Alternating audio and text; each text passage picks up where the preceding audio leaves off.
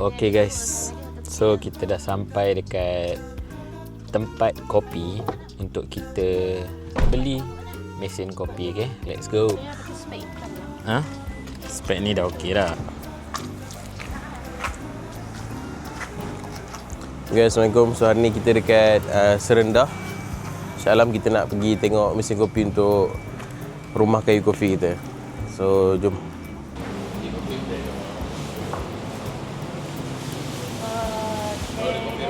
So kita dah sampai Gemilai guys. Ini brand yang ada.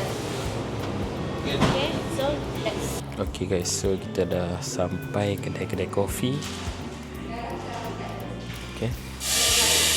So basically dekat sini semua mesin kopi ada.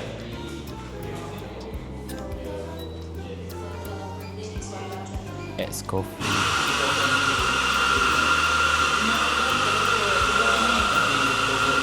Segala jenis kopi ada.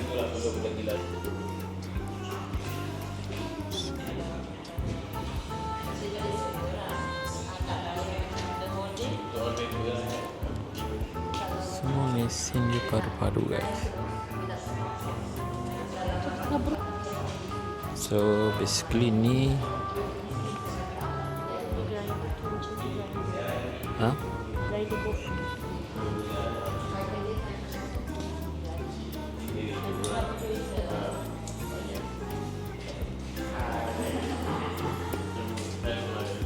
So kalau air dia dah habis, dia akan bergerak tak boleh.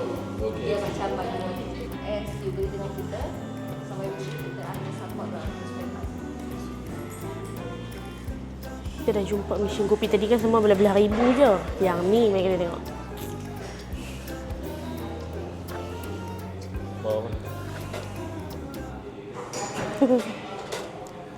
So dah